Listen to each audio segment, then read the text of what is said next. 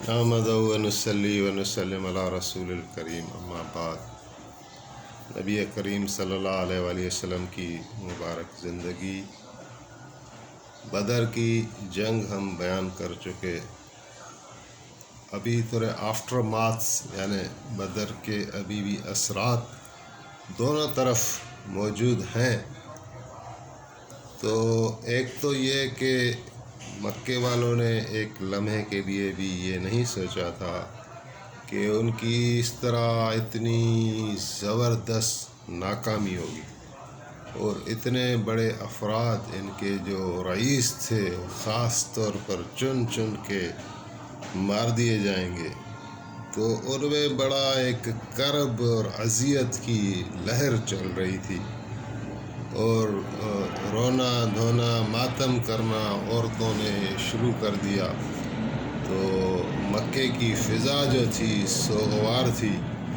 تو ابو سفیان کچھ چالاک قسم کا بندہ تھا، اور اس نے جب یہ دیکھا تو لوگوں کو کہا کہ بھائی رونے دھونے سے کیا فائدہ ہوگا، ہم چلتے ہیں سارے کے سارے خانہ کعبہ میں جا کے قسم اٹھاتے ہیں کہ ہم چین و سکون سے نہیں بیٹھیں گے جب تک کہ محمد علیہ السلام کا بدلہ نہ لے لیں۔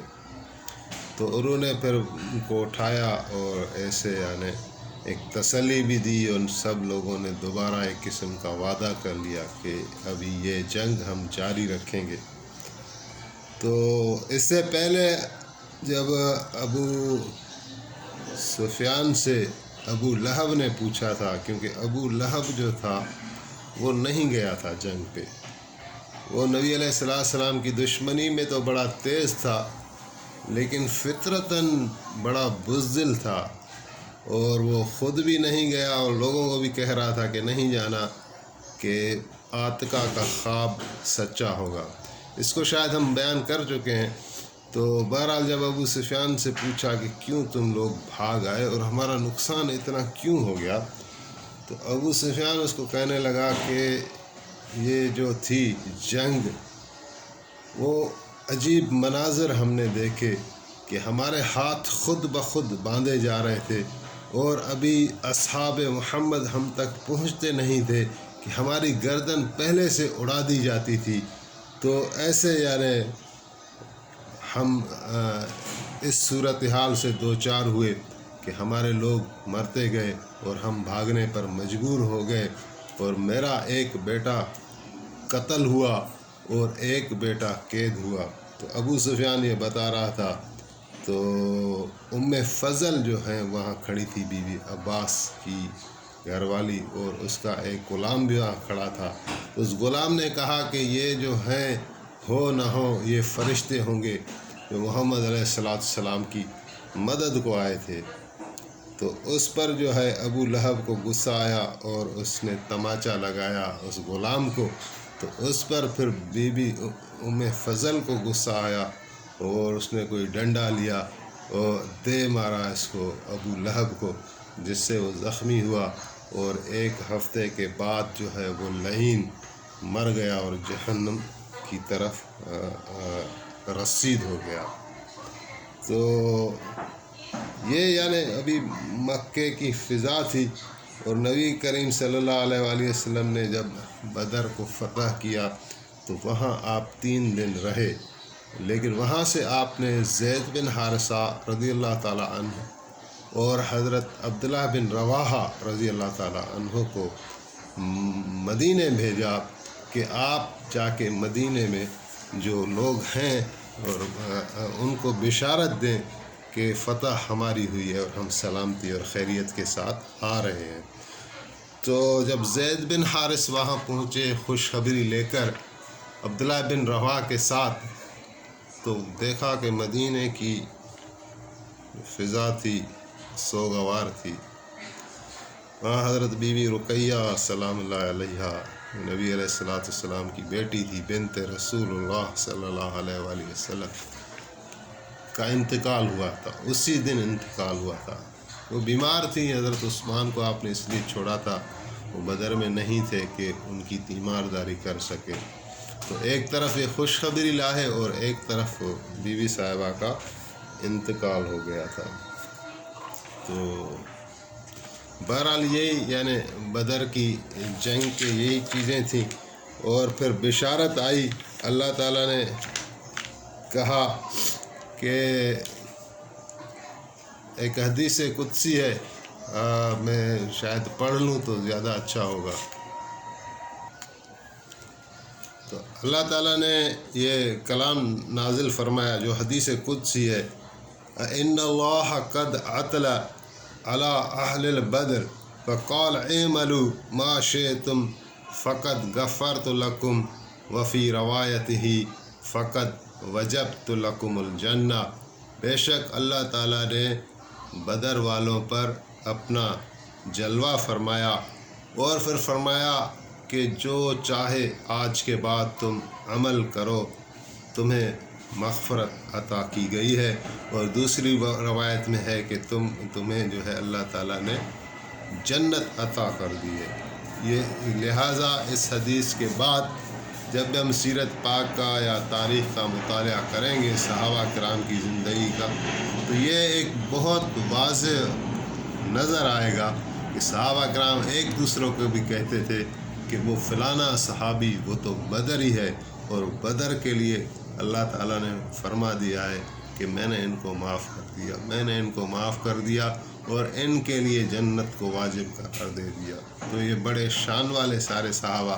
اور دوسری حدیث ہے کہ حسن بصری نے نقل کیا کہ بدر والوں کے لیے نبی کریم صلی اللہ علیہ وآلہ وسلم نے فرمایا بشرا لجیش البدر امیرہم رسول اللہ ومبارزہم اسد اللہ وجہادہم طاعت اللہ ومددہم ملائکۃ اللہ وثوابہم رضوان اللہ۔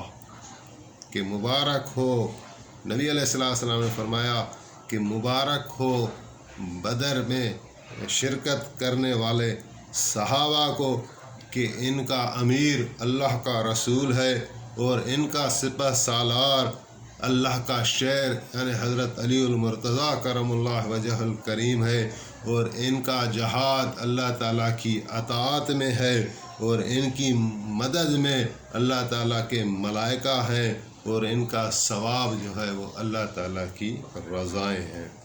تو یہ اختتام ہوا بدر کی جنگ کا۔ اس میں 7 صحابہ شہید ہوئے، بعض میں 6 لکھا ہے، ایسی کتاب میں 6 لکھا ہے، 6 انصار کے اور 6 مہاجرین کے، اور بعض میں 7 بھی ہے کہ 7 انصار اور 7 مسلمان، اور 70 کافر قید ہوئے، اور 70 جو ہے وہ جہنم رسید ہوئے۔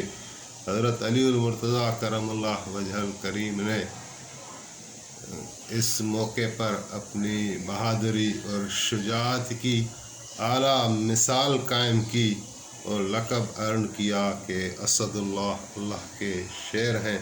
اور ہر جنگ میں عموماً یہی ہوتا تھا کہ جس طرح اس جنگ بدر میں ہوا تھا کہ بدر کی جنگ میں 70 کافر جو قتل ہوئے ہیں، تو ایک روایت میں آتا ہے کہ 36 کافر حضرت علی المرتضیٰ کرم اللہ وجہ الکریم کی تلوار سے قتل ہوئے، باقی 34 جو ہے ملا جلا کر سارے صحابہ نے قتل کیے۔ تو حضرت علی المرتضیٰ کا ہمیشہ ہر جنگ میں جو کردار رہا وہ واضح رہا، وہ منفرد رہا، وہ اللہ کے شیر ہیں۔ حیدر ان کا نام ہے، آگے واقعات آئیں گے تو انشاءاللہ اپنے وقت پر ان کو بیان کیا جائے گا۔ اچھا، اس کے بعد جو ہے ایک چھوٹا سا واقعہ آتا ہے عمیر بن وہب کا، وہ بیان کر کے ہم اس ایپیسوڈ کو یہاں پر ختم کریں گے۔ تو یہ جو ہے جب مکے والوں کو بہت بڑی ناکامی اور پریشانی ہوئی تو آخر کار انہوں نے آپس میں مشورہ شروع کیا کہ اب کیا کیا جائے، اور تو انہوں نے آپس میں یہ مشورہ کیا کہ کیوں نہ ایک بندہ ایسا ہو جو اپنی جان کی پرواہ نہ کرے، اس کو مرنا تو پڑے گا لیکن اگر وہ ہم میں سے کوئی جرأت کرے تو مدینے چلا جائے اور وہاں حضور علیہ السلام ایک عام آدمی کی طرح زندگی بسر کر رہے ہیں، نہ ان کے اوپر اتنا پہرا ہے، نہ کوئی ایسا خاص انتظام ہے، وہاں موقع پا کر رسول پاک صلی اللہ علیہ وسلم کو شہید کر دے، تو یہ کام ہم میں سے کوئی کر سکتا ہے۔ تو یہ ابھی مشورہ کر رہے ہیں، تو آپس میں انہوں نے جو ہے ایک نام لیا کہ یہ کام ہم میں ایک کر سکتا ہے جس کی صلاحیتیں یعنی مشہور ہیں، اور اس قسم کا کام یہ بڑی آسانی کے ساتھ کر سکتا ہے، اور اس کا نام ہے عمیر بن وہب۔ تو عمیر بن وہب انہی میں سے تھا، اس کو بلایا گیا، تو اس نے کہا کہ جب اس کے سامنے صورتحال رکھی، تو عمیر بن وہب نے کہا کہ یہ کام تو میرے لیے آسان ہے، میرے لیے کوئی مسئلہ نہیں ہے، اور بات یہ ہے کہ میرا بیٹا بھی قیدیوں میں سے ہے، محمد علیہ السلام کی قید میں ہے، تو مجھے بہانہ بھی ہے وہاں جانے کا، لیکن بات یہ ہے کہ خون قتل وغیرہ کی جو باتیں ہیں وہ ایسے نہیں ہیں کہ میں آپ کو یہاں سر عام پبلکلی بتاؤں کہ کیا کرنا چاہیے، کیا ہونے چاہیے۔ میرے اندر بھی کچھ پلان آ رہا ہے، میرا ذہن بھی کام کر رہا ہے، لیکن میں اس طرح عام تمام لوگوں کے سامنے یہ بات نہیں کروں گا۔ تم میں سے ایک ایسا آدمی ہو جو قابل اعتبار ہو، جو معتبر ہو، تو میں اس سے بات کر سکتا ہوں۔ تو اس پر صفوان بن امیہ، جو کہ امیہ بن خلف کا بیٹا تھا، اور امیہ بھی مارا گیا، جو بلال کا آقا ہوتا تھا، اور بدر کی جنگ میں مارا گیا، جہنم رسید ہو گیا۔ تو امیہ کو بھی ظاہر ہے اپنے باپ کا بدلہ لینا تھا، یہ ان کے لیے یعنی ایک طرف تو فطری جذبہ تھا، اور ایک طرف معاشرے میں بھی ان کا جو یعنی ان کے لیے ایک ان کی عزت اور انا کا مسئلہ تھا، اگر یہ ایسے چپ کر کے بیٹھ جاتے۔ تو صفوان بن امیہ نے کہا کہ تم میرے ساتھ آؤ، اور عمیر بن وہب کو لے گیا، اور وہاں سے انہوں نے بات چیت کی۔ تو عمیر کہنے لگا کہ میں حضور علیہ السلام کو جا کے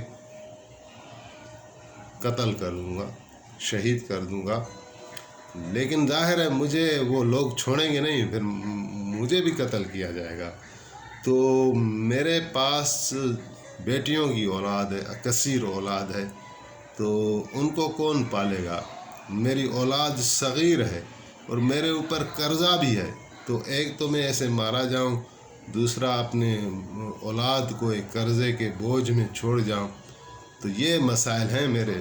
تو صفوان بن امیہ کہنے لگا کہ یہ تو کوئی مسئلہ ہی نہیں ہے، کیونکہ وہ پیسے والا تھا، بولا تمہارے قرضے میں دوں گا، تمہاری کفالت جو بچیوں کی ہے وہ میں اپنے ذمہ لے لیتا ہوں۔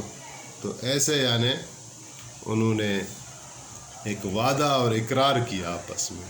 تو یہاں جب عمیر بن وہب بالکل مطمئن ہو گیا کہ یہ کام صفوان کرے گا اور وعدے خلافی نہیں کرے گا، تب اس نے مدینے کا رخ کیا، تلوار کو زہر میں ڈبویا، اور حضور علیہ السلام کی حضور نبی کریم صلی اللہ علیہ وسلم کو شہید کرنے کی ٹھانی، اور مکے سے چلا مدینے۔ جب مدینے پہنچا تو حضرت عمر نے اس کو دیکھ لیا، حضرت عمر بھی جانتے تھے، تو حضرت عمر نے بلا کسی سوال و جواب کے یا بلا کسی تعامل کے، آپ کے ساتھ کچھ صحابہ تھے، تو آپ نے ان کو حکم فرمایا کہ اس عمیر کو جو ہے گرفتار کر لو، پکڑ لو اس کو، یہ بڑا شرارتی بندہ ہے۔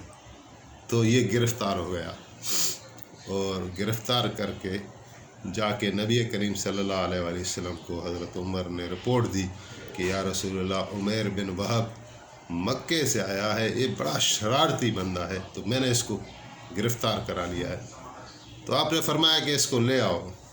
تو عمیر کو حضرت عمر لے آئے، لیکن تسلط اور قبضہ رکھا، اس کو آزاد نہیں چھوڑا۔ اس کا یعنی صحابہ نے اس کو بالکل جکڑ کے رکھا، ایک نے اس کی تلوار پر بھی ہاتھ رکھا تھا۔ تو نبی علیہ السلام نے پھر اپنے صحابہ کو فرمایا اس کو چھوڑ دو۔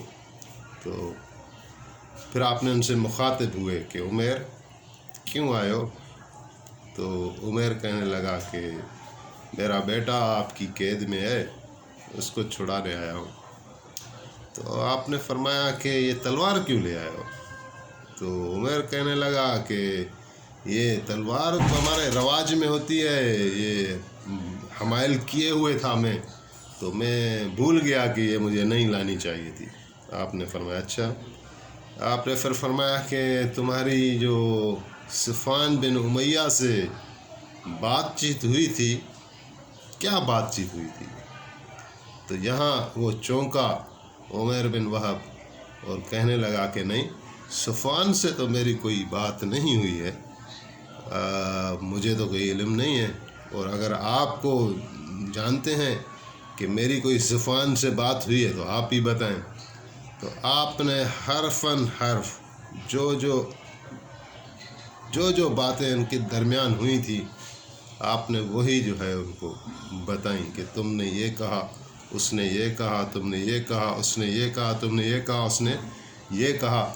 تو ساری باتیں جب بتائیں تو عمیر بن وہب نے کہا کہ آپ کو ان باتوں کا کیسے معلوم؟ تو نبی علیہ السلام نے فرمایا کہ مجھے اللہ تعالیٰ نے بتائی ہے۔ تو اس پر جو ہے عمیر نے کلمہ پڑھا، اشہد اللہ الہ الا اللہ اشہد انک رسول اللہ صلی اللہ علیہ وسلم، اور اسلام میں داخل ہو گئے۔ اور مکے والے وہاں انتظار کرتے رہے کہ ابھی خبر آ رہی ہے، عمیر نے ابھی یہ کام کر دیا ہوگا، لیکن وہ بعد میں ان کو پتہ چلا کہ عمیر بھی اسلام کے ساتھ منسلک ہو گیا ہے۔ تو انشاءاللہ یہ بیان جاری، اللہ تعالیٰ ہمیں صحیح بیان کرنے کی توفیق دے، آمین۔